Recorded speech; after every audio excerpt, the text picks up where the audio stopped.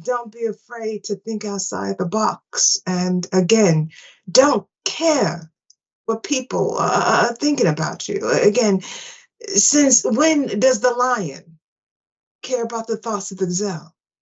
He doesn't. He eats them. Go eat.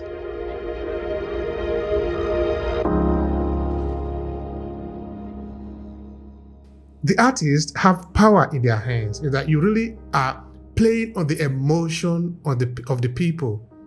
The question is, are you conscious of this at the time that you are creating it, or does it fall into place after you have created it?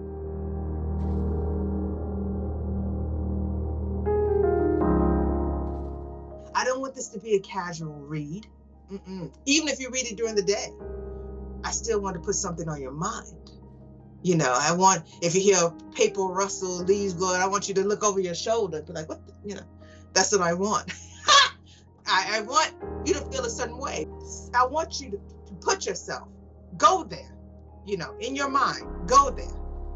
And I want you to feel it. When I wrote my book, Sympathy for the Devil, with the intro, I want you to go there. I want you to feel what those characters are feeling in that book. When you first read it, I want you to feel it. I want you to be uncomfortable.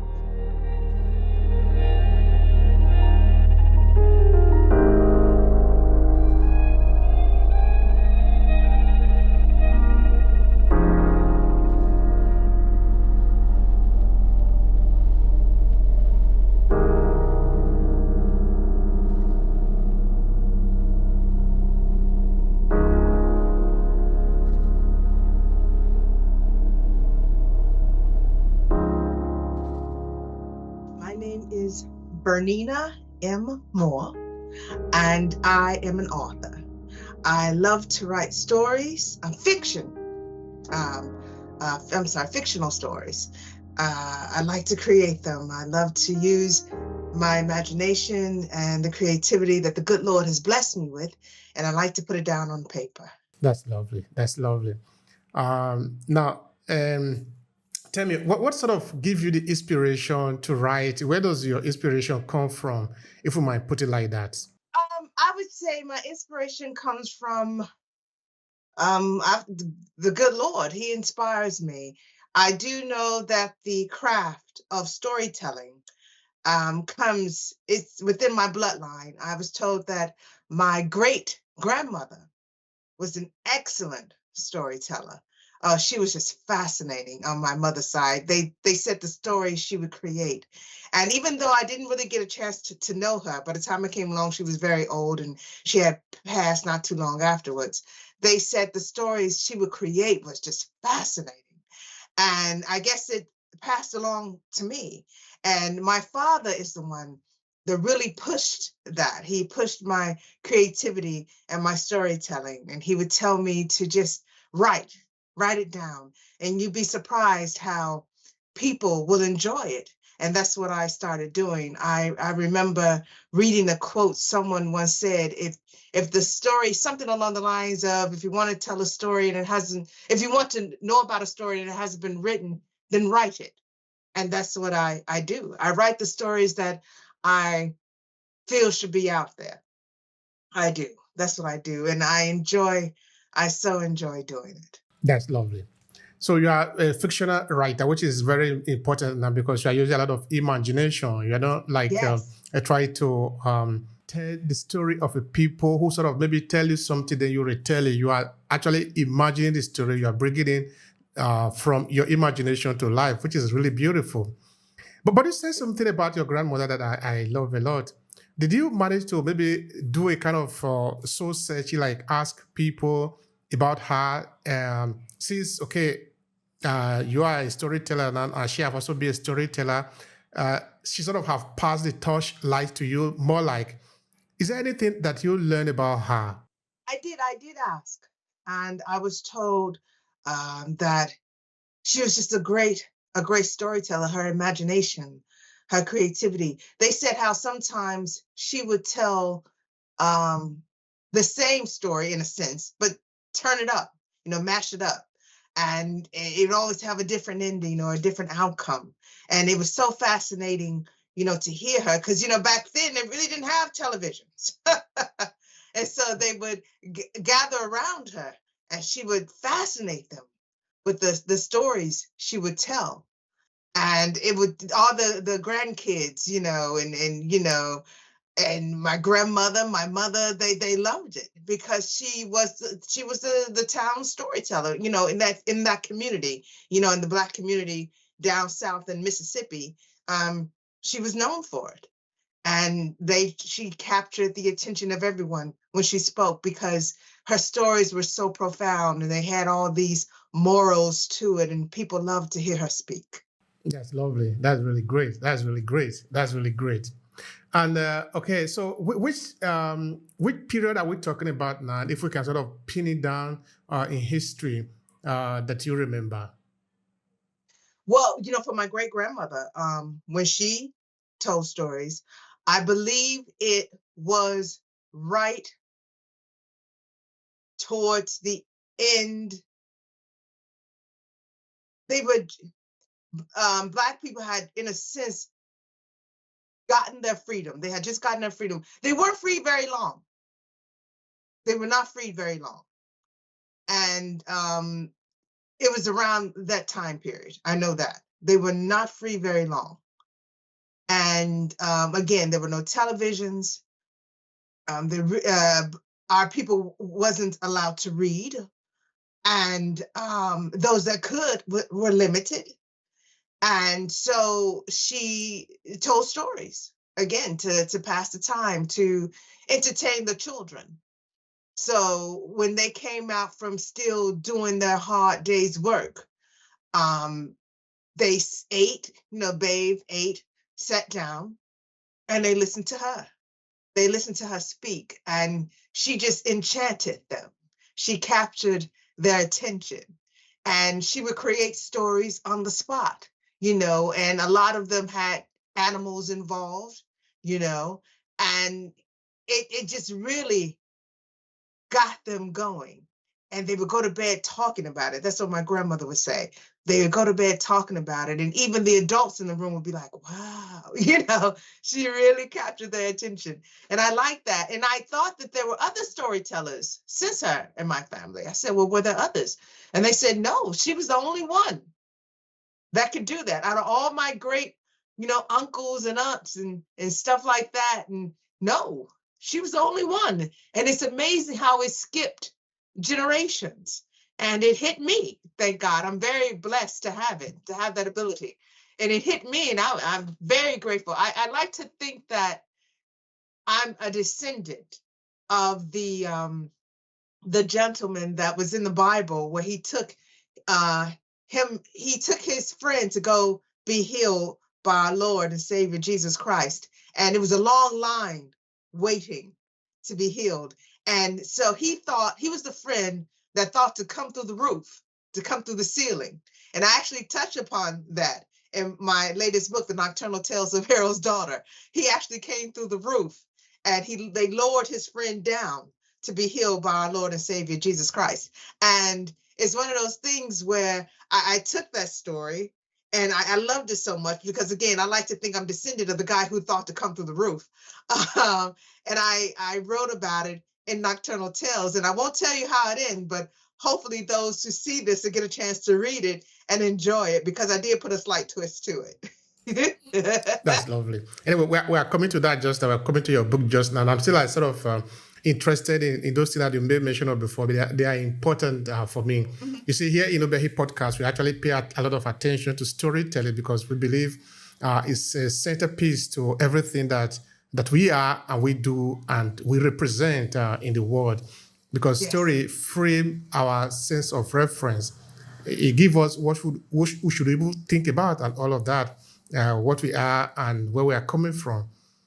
But I'm sort of curious. You say the people, the Black people in the U.S. were not free for a very long time when right, your grandmother would have been telling these stories that she was right, telling at the time. So right, I'm sort of wondering, what sort of story could she have been telling at the time? Do we know anything about that? Well, my great grandmother, I was told that she told scary stories. That's what she told. That was her specialty. That's how she got the people's attention. She told scary stories, stuff that my grandmother said she'd be up at night, and the rest of the kids, her siblings, up at night thinking about the story that her mother had told. And meanwhile, the adults, most of the adults went to sleep, but there were some that were actually thinking about it too, because she put so much feeling into it, so much emotion into it. And they were just taken aback by that, because it was one of those type of things where, again, back then, there were no televisions, limited learning with Black people back then. And you wanted to capture their attention. You wanted the children to stay in the house. You didn't want them to go out there and play and get into any type of mischief or be accused of any mischief. So you had to hold their attention. So she would make them sit down in front of the fire and give them a little treat or something, a little cookie or something. And she would get their attention. She would get their attention by telling the story. And I said, I remember questioning, did she start off with Once Upon a Time? Because that's what we're accustomed to here. They said, no, that's European. No. She would just go into it. One day, there was a little boy, and then she just go into it. And then and my grandma was like, everybody just be into it. They'd be all, because she would make these stories up. She was very creative, had a grand imagination, and she would just make them up. And every night would be a different tale, even though it would start off like the one before sometimes. But the majority of the time, they said like 99.9% of the time, there would be a twist. It would end differently. And it would just keep them captured night after night after night, how she held their attention with the stories that she told, how creative and detailed she was, and the voices that she used, how she emphasized certain things and the emotion she brought to it. It made them think. It made them feel a certain way. And that's what I try to convey in the tales that I tell. I want people to read them and think about it. I want to put them in a situation where they actually ponder. If I was there, would I have done this or would I have done that? And that's what she did back then. And unfortunately, we didn't have, well, I'm sure there were publishers, but she was Black. Who would listen to this woman's tales? Who would write down these stories? No one would. But the community did. They listened. They gave her an audience. They gave her a voice, and she took that opportunity to tell her stories. And that's what I am doing now. I'm blessed to do. That is beautiful. That is beautiful. That is really beautiful. That is going to be very rewarding for you, I must imagine, in that you must really feel very fulfilled in what you are doing. And that is a good thing if you can feel that. All right. Yes, Now, yes. as a storyteller, tell me, what is the importance of storytelling in a society or in a community like where you are living in, for example? Let's say in the African diaspora community, for example. I would say the importance to me, in my opinion, of storytelling. Oh, it's just passing along tradition, you know, learning different things and sparking the imagination of those whom you're telling it to, of the audience. For example, with my great grandmother, it was the children, and yes, some adults in the room, but it was primarily the children, just sparking something in them. You don't know what you're stirring up in someone with the stories that we tell. Even as adults, I'm sure we've read a piece, and I'm speaking of fiction, not fictional. I know, I'm speaking of fiction, not nonfiction, because, of course, nonfiction is really, it's going to do something to you, if you read the right piece. However, I'm speaking of the one that is make-believe, the one, that makes you go, wow, you didn't think someone could create something like this. For example, I would say Harry Potter. I am a fan of J.K. Rowling. I love her stories. I love Harry Potter. I do. And for her to create that world, you know what I'm saying? And I like the Harry Potter world because it's more diverse than the old school worlds, you know. She created a whole new world here. And yes, others have done it. However, again, I like hers because it has diversity in it. And she really put this together. And I like that. Can you imagine a woman with that much imagination working for you? This average woman, even though I believe I read somewhere she was let go because she was writing the story at work or something along those lines. And I'm like, wow, I'm sure that ex-employer can kick him or herself in the butt for that. But anyway, to create worlds like that. And even with Maya Angelou, you know, creating worlds like that. It's really something. Even Spike Lee creating stuff like that. I mean, even though with Spike Lee, his has more of a nonfiction element in it, still, he created something and he made you think with the political messages that he put into his storytelling. And I think that's something that we should do. We should do more than just, even though I'm a fictional writer, I should do more than just make you feel good with my stories. I should make you think. Every story doesn't have a happy ending. The girl doesn't always get the prince. You know what I'm saying? And then the frog doesn't always turn into one, you know. So you have to make your reader think, you know, a little bit. You have to make them realize certain things. And even if there is a hint of nonfiction in there, you have to make them think about that. They have to be able to pick it up in subtle ways. You know, let them know what is going on, that you as the writer realize what is going on. And I like to project that too. So I think with storytelling now, you should convey that. Not only should you feel good, make the reader feel good, but also make them think. And sometimes, again, they're not always going to feel good because, again, there isn't a happy ending to all stories. And that's the true gift to me of storytelling. Sometimes you have to, even though it's fiction, you have to keep it real. And that's what I told my great grandmother did. She kept it real, even though it was fiction.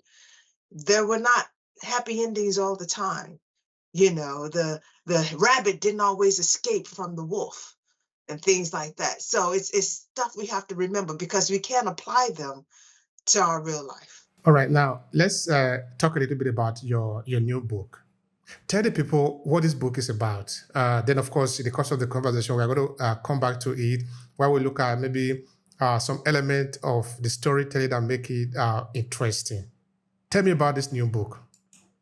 My new book, The Nocturnal Tales of Harold's Daughter, is basically a collection of short stories that I've created over the years, and I've just combined them into one tome, if you will. And it's different themes, you know, and hopefully it's entertaining to those who read it. Like I said, it has different spins on everything, and I just wanted to present it. I did. A couple of the stories I did present to, you know, just a side note, to the New Yorker, and they turned it down. They did. However, I was so thrilled to get a response from them because a lot of people don't get a response. And I got a response from them. And a couple of them said, although we love your storytelling, Bernina, it's just not a good fit for the New Yorker. But still, they responded. I got the New Yorker's attention, and I'm happy for that. I still consider that a blessing. But again, it's just a combination of a lot of short stories that I've written over the years, and I hope those who do buy it enjoy it. What is the central message of this Nocturnal story? What is the key message that you want to leave the people with? The key message I want to deliver with it is basically how everything isn't what it seems, even though we are living in reality. Sometimes reality can have a twist to it, and everything isn't what it seems. And just to broaden their minds and think out of the box a little bit. That's what I want them to do when they read my book. I want them to just think outside the box when they read that first story. And what emotions do they feel, you know? That's what I want. And look into that emotion, and that's what I want them to feel. I want them to feel, in a sense, scared. Because that's my intent. I don't want you skipping away when you read my book. I want you to feel uncomfortable. I want you to be intimidated. I want you to look around the corner and hesitate when you turn off that nightlight. That's what I want. I want you to feel fear. Because if you do, a sense of fear, if you do feel it, that means I've done my job as an author. I've terrified you with my tales. This is lovely. Why do you want people to feel that? Well, what is the importance? Because that means I've done what I intended to do with this book, The Nocturnal Tales of Harold's Daughter. I've done it. I don't want this to be a casual read. I don't want you to, be like, no. Even if you read it during the day, I still want to put something on your mind. I want, if you hear a paper rustle, leaves blowing, I want you to look over your shoulder and be like, what, that's what I want. I want you to feel a certain way, because when I write my stories, I want to put you in, I want you to put yourself, go there, in your mind, go there. And I want you to feel it. For example, when I wrote my book, Sympathy for the Devil, with the intro, I want you to go there. I want you to feel what those characters are feeling in that book. When you first read it, I want you to feel it. I want you to be uncomfortable, because when I wrote that book, I didn't want you to feel comfort. I want you to think. I want you to go, she's on to something. Just like with Nocturnal Tales, I want you to feel uncomfortable. I want you to fear it. That's what I want you to do, a sense of fear. Even with my other books, Abigail and Henry, I want you to think about the friendships that you have in your life and how much you value them, and how many of them you've destroyed, you've neglected. And if you can turn back time, how you can go back and say, I'm sorry, I wish we were friends again. That's what I want when I write my tales. When I write the stories, I want you to feel the message that I'm trying to convey. I want you to think about it. If you don't do that, then me as an author, and this again is my opinion, I haven't delivered. I haven't done anything. My aim was missed. And I don't want to do that. I want to hit the mark. I want you to think. And again, when Nocturnal Tales, I want you to fear it. That's what I want. It is lovely in the sense that as creative, as people that are using imagination, because imagination is actually at the centerpiece of what we are discussing today. Actually, I want to title this episode, The Power of Imagination in Storytelling.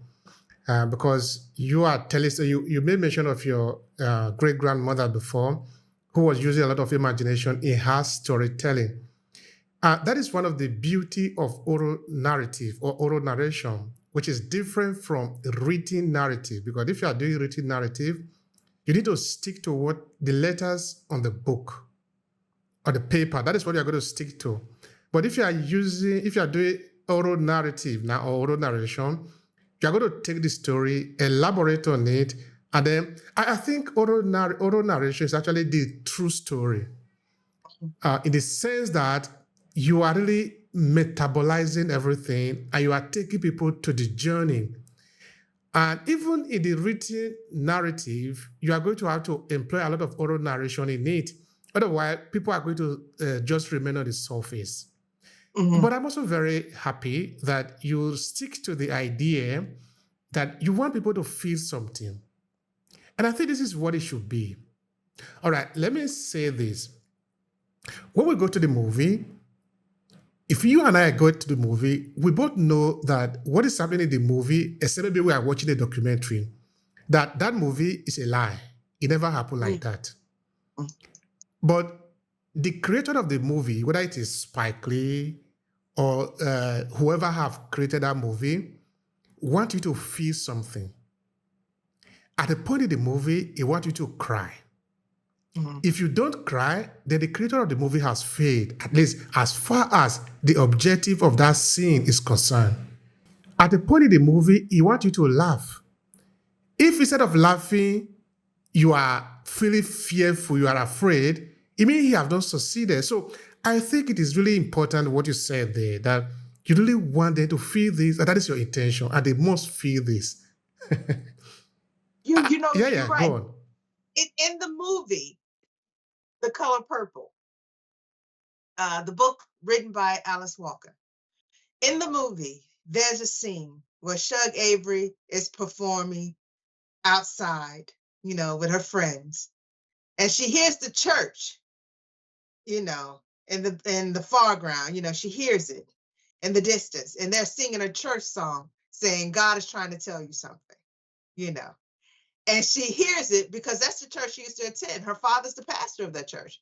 So as the young lady is singing, "Speak, Lord," and Shug Avery joins in, "Speak to me." And she goes to the church, with the people from the club following her there. And they all come to church, and Shug is singing, and the choir's backing her up. And it's really something. It's, to me, it's one of those emotions that you feel like you're like, wow, you're really feeling that. Because you can tell that this actress, the woman who plays Shug Avery, is really feeling this song. I mean, she's really singing from the heart. You really feel that. And people are joining in, and it's really something. However, if I go back a bit, do you remember there was a movie called Coolie High? Coolie High. And at the end of the movie, that's when the song "It's So Hard to Say Goodbye to Yesterday." Every time I see that, it's at the end. Every time I see that scene, I cry. It sparks again, just like the Shug Avery scene in Color Purple where she's singing a church song, just like this one. It's so hard to say goodbye to yesterday. Oh, it's so sad. I mean, this one is different. Shug Avery's isn't sad. It's more like joy, and you're feeling emotion and you're unburdened because this is a spiritual moment with the Lord. However, with Coolie High, it's so hard to say goodbye to yesterday. He just lost his friend. He just lost his friend in a senseless killing. He just lost his friend. And this song is playing over it, and you just be like, man, you start thinking a bit like, man, it's like you lost that friend. You start tearing up. It's invoking emotion. You see what I'm saying? It's jump-starting it. That's how it should feel. When you are telling the story, when my great-grandmother spoke the story orally, when she said it, she put all that emotion into her speech as she was telling it. She put it in there. And the kids, the listeners, they felt it. That's why they were so touched by it, intimidated by it, because they felt what she was saying when she was telling them the story, when she was making the story up, and the different pitches in her voices, the tones that she used, and how she changed her voice. Oh, I heard that everyone was enchanted by it, because you don't know what's going to happen next. And what she brought to it, they were just like, wow, you know. So you're right. When you're vocally telling the story, that's something totally different. When you're reading it, again, that's totally different. And when you're seeing it, even though it's not true, it is fiction, it is a movie, it's made up. But at the same time, if the director does it right, you're going to feel something. Even with Spike Lee, Do the Right Thing, there was anger when the brother was killed by the police. You see what I'm saying? You're going to feel something if the director does it right. One time I was interviewing a visual artist. So I was, of course, saying the same thing that I'm saying to you, to him, that we know that what you are creating is a lie, in the sense of that is not true. But you really have this power to make people just move at the edge of their seat in the cinema, because it's a guy that I've worked in important films like the Jurassic Park, the Transformer, and the like of those films. So it's a guy that really know his work. So what I'm actually saying here is that the artists have power in their hands. Is that you really are playing on the emotion of the people. The question is, are you conscious of this at the time that you are creating it, or does it fall into place after you have created it? What do you say about that? Oh, of course not. Again, that's my intent. I want you to feel a certain way when you read my stories. I do. I don't create just because. It's something to do. I'm bored. Let me just type something. Come on now. This my leisure. No, no, no, no, no, no, no, no, no, no, no. I create because I have to get it out. I have to put it, on paper. And when I put it out there, again, I'm just not putting it out there because it's something to do. I'm bored. No, I'm putting it out there, one, for your enjoyment, and two, mainly, you know, again, I want you to feel something when you read it, whether it's a sense of calm, a sense of urgency, a sense of fear, sorrow, whatever. I want to stir an emotion inside you. And I think that's what a lot of writers of fiction want. I know I do. Again, I don't want you to read my stuff hey, you can read it to pass the time if you want to. However, when you do, I want you to leave with something. I want you to leave with a feeling, a sense of something of what it is I'm trying to convey. I want you to think. I want to put a thought in your head. Even if it's something's wrong with this chick, I still made you think it. Great, great. Now, there is something else I'd like you to respond to. I think a lot of artists play a lot with it. I do too, because I've written a number of books. I remember, for example, in one of my book, Amended the Stream Water, you see the character, okay, that have actually grown up at a point, but in the search for his identity, though unknown to him, he found himself in an evil forest where he need to live alone. Then, of course, he came out helping the community to find a solution that they couldn't find themselves. Because one of the theme of the book is the difference between the divine justice and human justice. And also the difference between our limited perceptions and what is actually the reality at the end of the day. Of course, we could spend a lot of time explaining that. But what I want to really ask you, you have to do with fear. Because I see that come to play in a number of your work. People can actually see them. Let me see if I can pull out one or two. I want you to tell me something. What is the role of fear in what you do? Why is it important for people to know or to have an understanding of the concept of fear? Help me understand that. Again, this is my opinion. I don't think we have enough fear today. We are so emboldened by social media, and everything is so readily at hand. It's just whenever you want it, you can get it right then and there. And again, social media, you can put anything out there. You can see people doing some of the wildest things. And I say to myself, I wouldn't dare do that. There's no fear. That's why they do it. And when I say no fear, there's no fear of repercussion. There's no fear of someone actually chastising them like they should. Now, don't get me wrong. There are exceptions. I'm sorry. There are exceptions to this, but most of the time, they tend to get away with it. When I write my stories, like Sympathy for the Devil, in the intro, I try to put it, I try to write it as such where when one reads it, it makes them uncomfortable. And I want it to make the reader think that if you were actually approached by the devil himself, now mind you, he's been here before the beginning of time. So he knows all the tricks, he knows how to get you. He knows your attention. How to get your attention. He knows what can draw you in. And you were approached by him.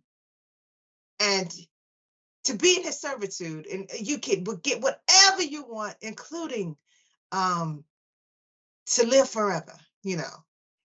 It's something, one of those things where would you do it? Would you do it? However, the thing about it is, when people see the title, they think it's actually, unfortunately, that the devil wants sympathy from mankind. And he doesn't. He doesn't care about mankind. He actually wants sympathy from God. That's what he wants. He's jealous of mankind because he feels that if the Lord can forgive us so many times over, how come he hasn't forgiven him? So that's why he does what he does. He's actually trying to get God's attention. He wants sympathy from God, from our God. That's what he wants. He doesn't want sympathy from us. So it's sympathy for the devil, but he wants sympathy from the Lord. And as you read the story, you can see the fear that he invokes in the people that actually unknowingly signs up to serve him.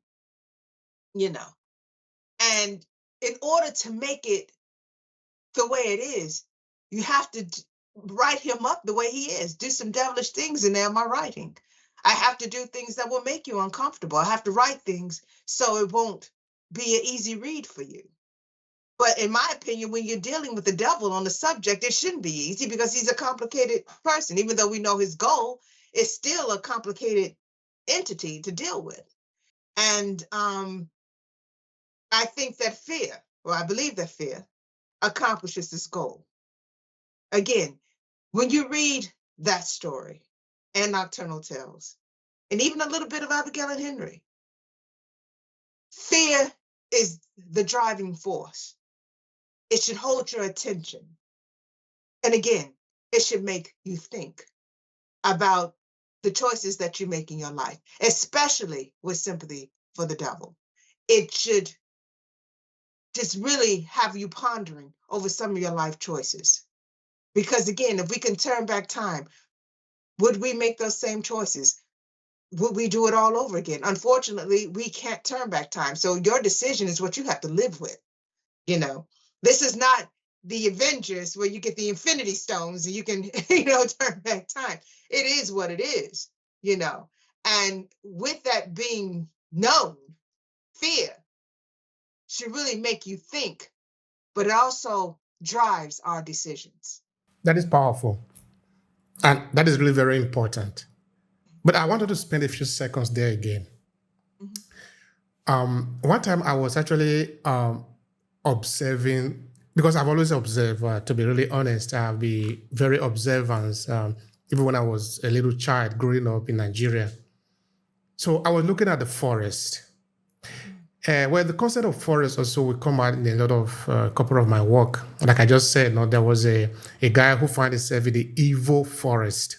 Evil forest is it's a story that is very prevalent in many African literature, particularly of Nigerian literature, the Igbo literature, for example. And you will hear it come again and again. Now, what I was thinking, I was reflecting on at the time was, because why I was making the reflection was because in most of our lullabies, in most of the story that we tell to children, the night story, there was the concept of fear coming around all the time.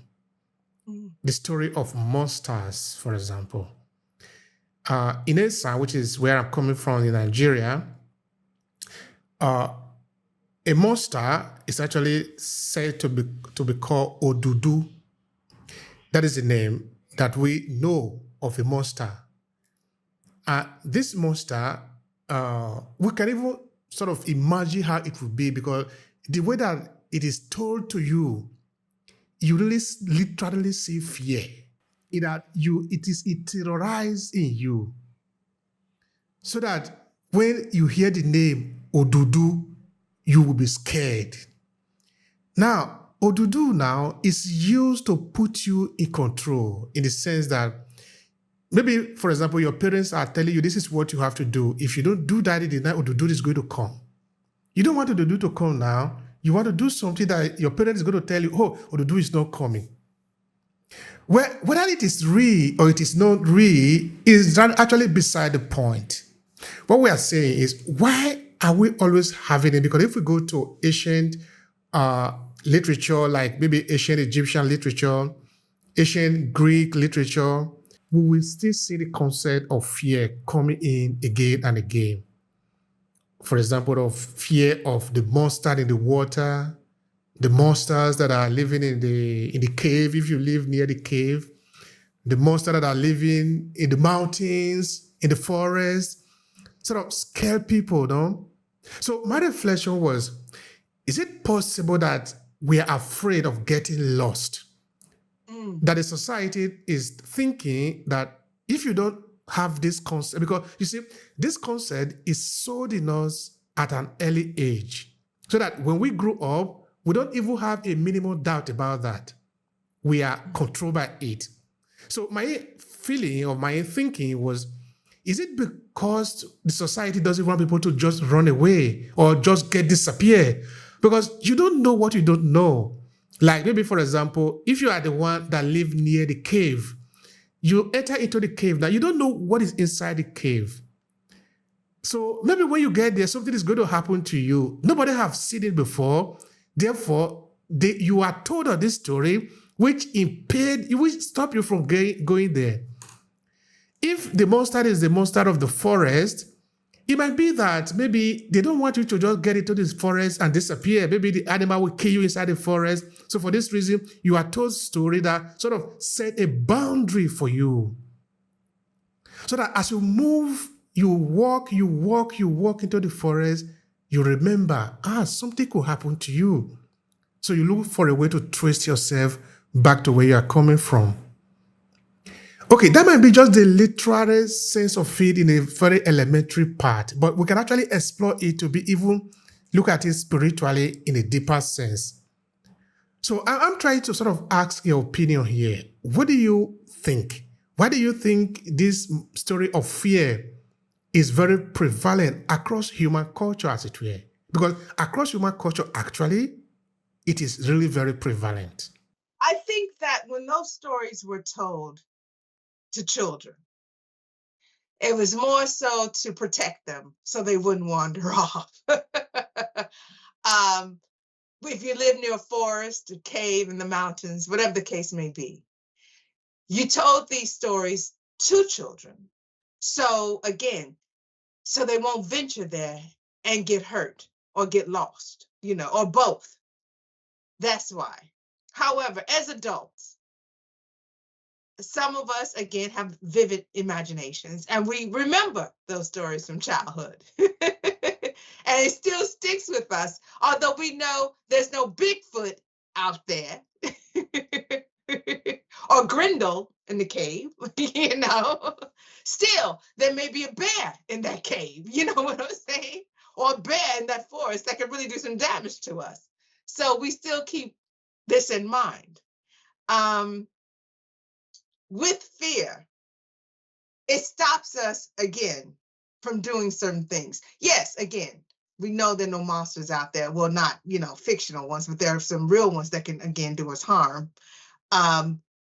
It limits us from making mistakes in some cases. Unfortunately, on the flip side, it also limits us from growth.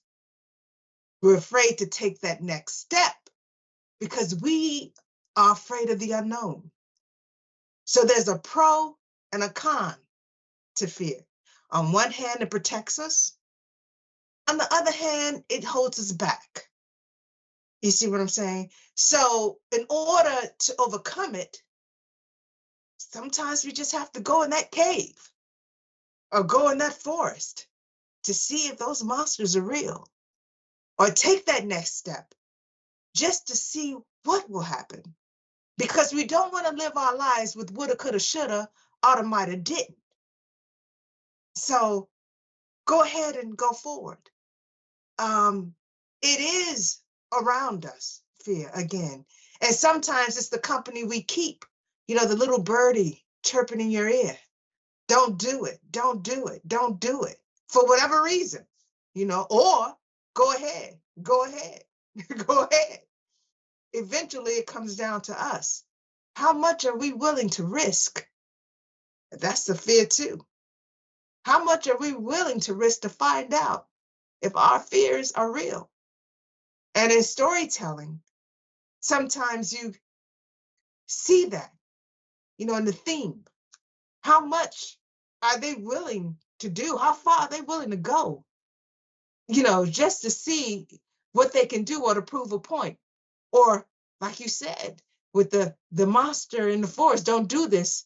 Or that monster is going to come after you if you do this, do that. Again, as parents, we tell our children certain things so they won't do it. For example, nowadays we won't say that monster, but we'll say, Christmas is around the corner. Santa's watching. Santa's not a monster, but if you don't do what you're supposed to do, you're not getting what you're supposed to get because Santa's naughty and nice. You don't want to go on the naughty list. You know what I'm saying? But again, it's the children thinking, no, I don't want to be on Santa's naughty list, so I'm not going to do that. But again, we were children when that was told to us. As we get older, we know there's no Santa. Come on now. But at the same time, there's other fears that take the place of Santa. If we do this or do that, and what will happen? Again, it's the fear of the unknown. And as a writer, as a storyteller, I like to project that in my stories. The fear of the unknown. Again, have people thinking. And again, in reality, in real life, we experience that in the form, the fear of the unknown. Should we take that step? Should we do that? And if we do, what'll happen? Sometimes you just got to do it. I love that. I love that. And this is why we are here. We're actually talking about story and talking about what we do, how we function. I also like what you said, no, in that the fear that is there can work both ways. And we sort of speak to what I love to say often here, that nearly everything is neutral. It depends on what you want to do with it. It all depends on you. Okay, now it depends on you if you are mature. Mm-hmm. You see, when you are a child, when I was growing up as a child in Assam, I was a baby. I didn't know what is wrong from right. So I needed to understand the story of Odudu. Mm-hmm. But I am not a child anymore. This is now, it depends on me. What do I do with that story now? Mm-hmm. Should I continue to live like that, thinking that Odudu is going to catch up with me? Or do I learn to reframe the story? Because this again will come up again and again in another area that we are also very deep here, which is self-improvement. Because you are going to have to improve yourself at a point. You are going to have to learn to deal with that story that you were told. Because I can't simply blame it on my parents that they have told me about the story of Odudu or Monster. They told me when I was a child.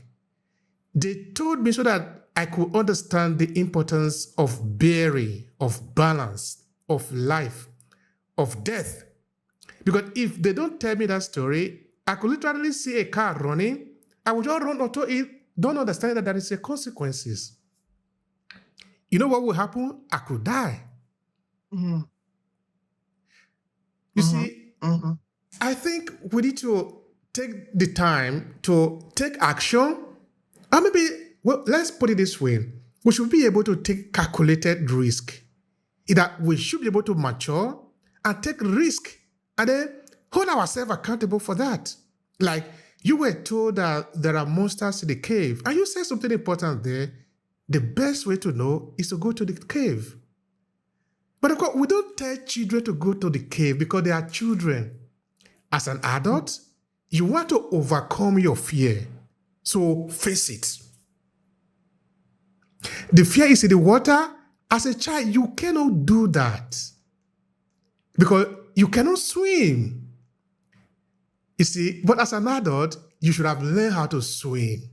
So that if the monster is really there, you see the monster is really there, it's really threatening your life, you can swim and get away.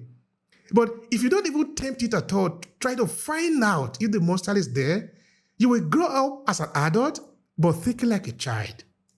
Mm. Mm-hmm.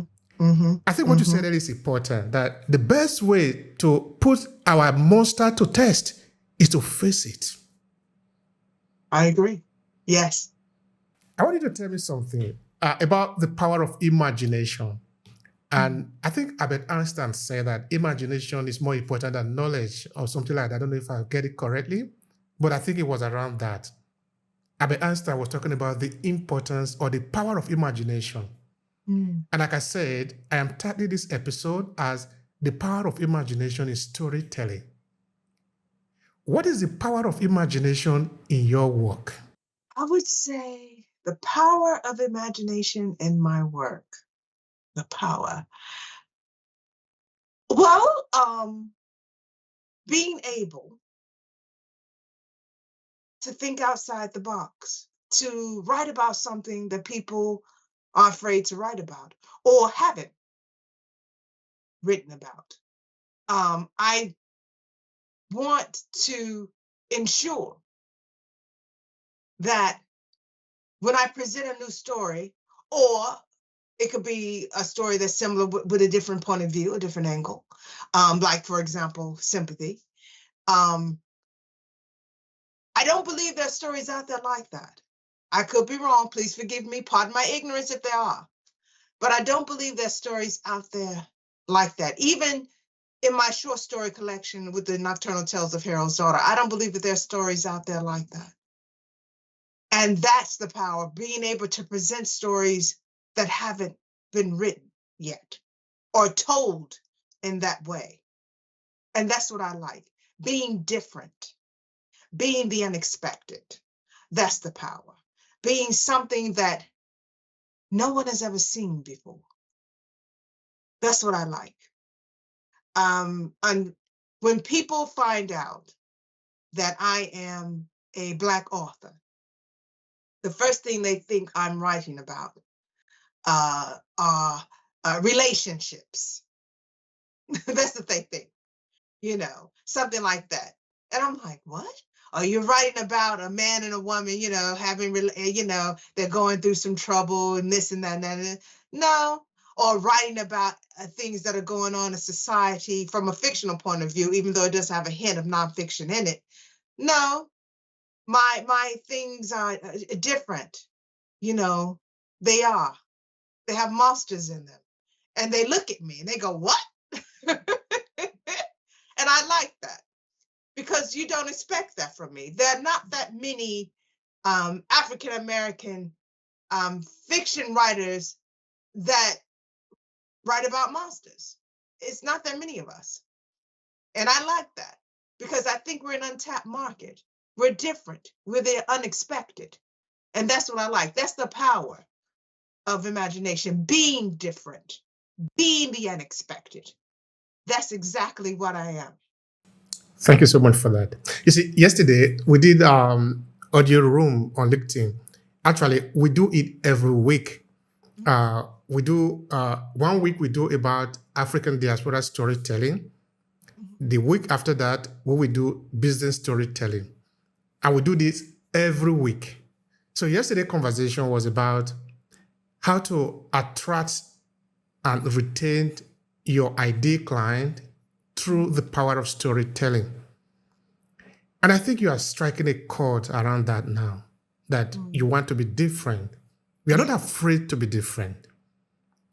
I was saying yesterday in the conversation that if you know how to tell your story, and if you tell your story very well, some people will go away from you, but some people will gravitating towards you. Because what you are doing now is that you are exposing who you are, what you do, who you serve, what you are interested in, what are your value, what do you stand for. It means that you are no longer serving generality of the people. You are no longer just everybody. You are somebody. You are not just representing every value of humanity. You represent something significant, which means not everybody is interested in that, but there are some people that are interested in that. You know what? In business, we're not supposed to serve everybody. We are supposed to serve certain people who believe in certain value. Our ability to tell story make that easy for us. In that when you tell story, only those who understand what you are talking about, who feel that, who can sense that emotion, that will gravitate towards you.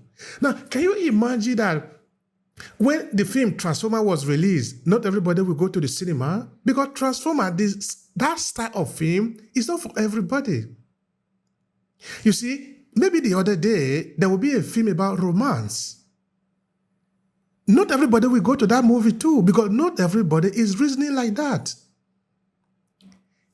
You know, I think storytelling gives us the power to be able to become unicorn. Because really, we are all unicorn. I love what you say. You want to be different without being afraid of being different.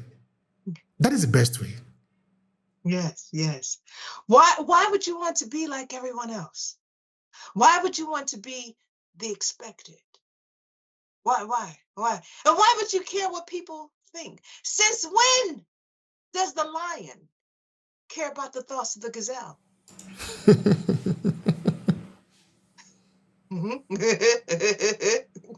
That's a good point. That's a good point. Because when the lion are serving their dinner, they don't care what the gazelle want to eat. It's not their problem.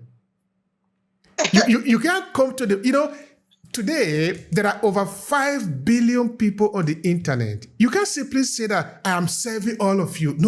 No, something is wrong with you. You cannot serve all of you. Exactly. You know what? As popular as McDonald's is, I don't eat it. I don't care for McDonald's. I'm not knocking those who do. I'm just saying I don't care for it. But hey, it's doing something. It's still here. It's still one of the top fast food restaurants, in the nation, probably in the world, But McDonald's was not created for me because if it was, it wouldn't exist because I don't patronize it. But again, it's one of those things where you're right. You can't please everyone all the time. Everyone has their own niche. McDonald's, for example, is for those who like it. Just like Tyler Perry. His style of writing are for those who like it. Everyone has their own niche, So, hey, mine is different. And I attract those who like my style of writing, who may be somewhat different.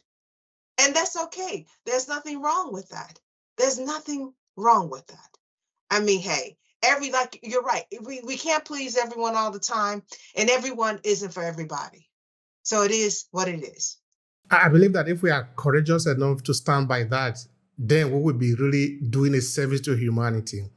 Because we are all called upon to bring our unique value to the market. Yes. Yes. We can't simply be copy another person and say, oh, I am also here. I'm also, no. What is your unique value proposition? I would say my unique value is the fact that, again, I like to be different. I like to think outside the box. I like to write out, outside and draw outside the lines. I like that. I like to, you tell me don't go into the cave. I want to go into the cave. I want to see what's in there. Is there really something to it? Now, hey, if I meet Grizzly up in there, trust me, I'm running back out, but at least I can say I went in there. Jay Bright, there's some up in that cave. Because you're an adult now, you're mature now. I'm mature, that's right. I'm going in there. Now I'm going in there with something, just in case I do meet something in there. I'm not going alone per se, but I'm going in there because I want to know. And that's what makes me unique. I want to know. I'm willing to go places where people are afraid to go. I'm willing to push the envelope. I'm willing to say things that people are thinking. And don't get me wrong, I'm not disrespectful with it. However, I'm willing to say it. Too many times we're quiet when we know there's an injustice going on. We know that's wrong, but because of fear, we know we will lose something if we speak up. It could be the fear of losing their way of life, therefore their job. You know what I'm saying? When you know that it's wrong, what's happening. It could be a fear. Now the attention is on you. And you don't want all that attention, even though you know what's going on is not right. I'm the one that will stand up and say something. I'm the one that will say, wait a minute, we shouldn't be doing that. Or we should entertain this way. Or has anyone ever thought about doing it that way? Or questioning the process. Why are we doing it like this? What is it written? What's going on? Again, I'm the one that will go into the cave, even as an adult. Now, again, like I said, I won't go by myself, but I will go with something to protect me just in case I do run into grizzly in there, or whatever. But at the same time, I went in there. I faced my fears. I found out if it was something or not inside that cave. And when I do, I will let you know. You know what? There's something in there. I only went so far because I heard something growling and I don't think it was human. So therefore I turned around, but at least I let you know. So if you choose to go farther than me, at least you know what you may be coming up against.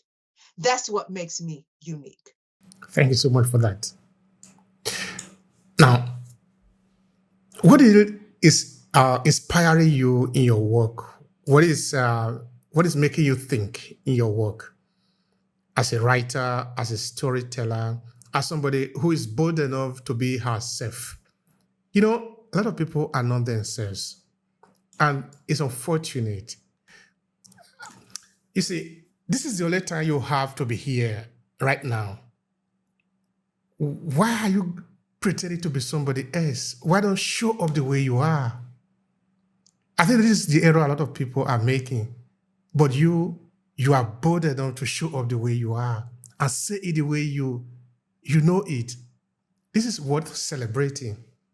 But what is encouraging you to do this? This is important for me and also for other people that are writing or believe in storytelling. I would say there are multiple things. The support of my family, my inspirations, who I dedicate all my stories to.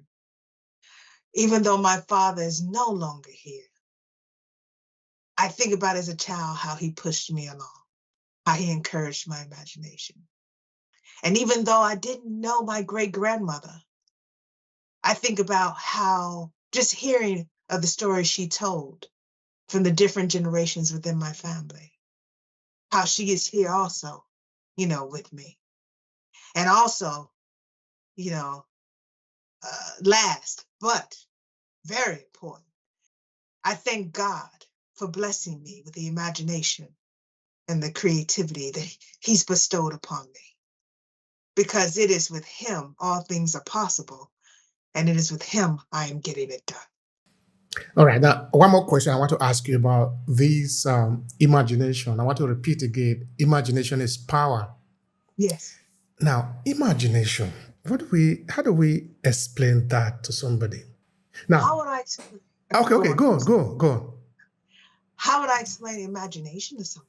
Oh, imagination, I would say all great inventions started with imagination. They did. From the light bulb to the telephone to the internet, it all started with imagination. Someone thought, what if? And then they acted upon it. And here we are. So that's what I explain imagination to them. It could be something simple like chocolate chip cookies. It had to begin somewhere. Someone said, well, what if we add chocolate chip to this batter? And there it is. And now we have a chocolate chip cookie. It all started with the question of what if? I want to create something where we could, instead of lighting lamps with a gas lantern, what if we just flicked and created some type of bulb, some type of filament and something like that, and we turned the switch and the lights came on.